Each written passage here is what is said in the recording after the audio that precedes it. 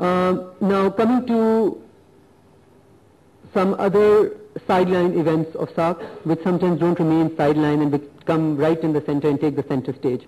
Let me first of all express the hope to all of you that though clearly I will not be foreign minister and many of us may not be doing the work that we're doing today, but we do hope that in 10 years from today, when there's a SAARC summit in one of the SAARC capitals or areas, the center stage and the main event of that is not the meeting between the Indian and Prime Minister and Pakistani Prime Minister.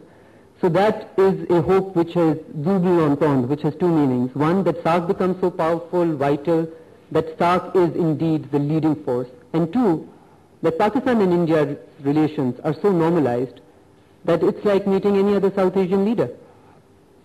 So let me first of all comment on the meeting between the two Prime Ministers. As you know, the meeting format was that the delegation level talks took place for a bit, then the Prime Ministers met separately, one-on-one, for maybe 30 to 35 minutes, and then the foreign ministers joined them for the talks.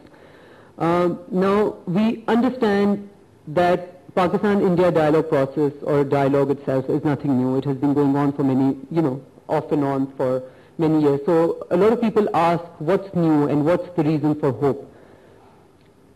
The forward trajectory or the positive trajectory is what is the reason for hope. And let me take you a few months back to Thimphu, which what we like to refer as the Thimphu spirit, which assured the starting of the process of this dialogue process, to restart the dialogue process. And it was the meeting between the two Prime Ministers, Prime Minister Manmohan Singh and Prime Minister Gilani, which basically ensured that the dialogue process was restarted. Now this was a few months back.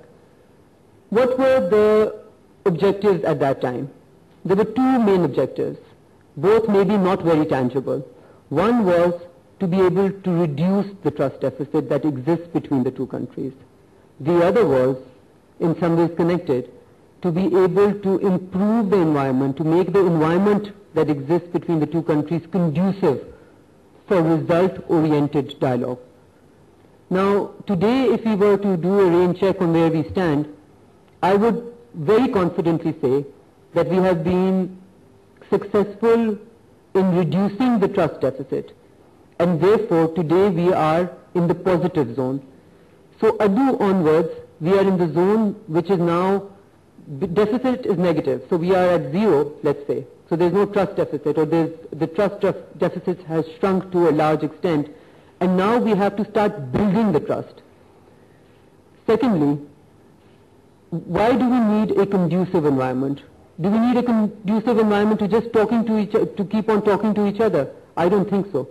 We need a conducive environment, so this environment can be an enabler to take us to a result-oriented dialogue process which is able to then resolve the festering disputes that exist between the two countries. Now, since all of you have seen the statements that came through the two Prime Ministers, I think it is obvious that when an engagement takes place at the level of the two Prime Ministers, what they say is what they mean. So if they come out and they say that we have discussed all outstanding issues between India and Pakistan, that we have discussed all outstanding issues including the issue of terrorism, including the issue of Jammu and Kashmir, and we want to move towards, here I am almost amalgamating the two statements because this is what the Prime Minister of Pakistan said, and then the Prime Minister of India said that we want to move towards a result-oriented dialogue. So this is certainly a way forward. To me it is a way forward. It is, as we said to the Prime Ministers, that in Thimphu you gave us a direction, we followed that direction, and I can at least say that we feel that we've done a reasonably good job in being able to achieve some of the milestones that we had put in front of us.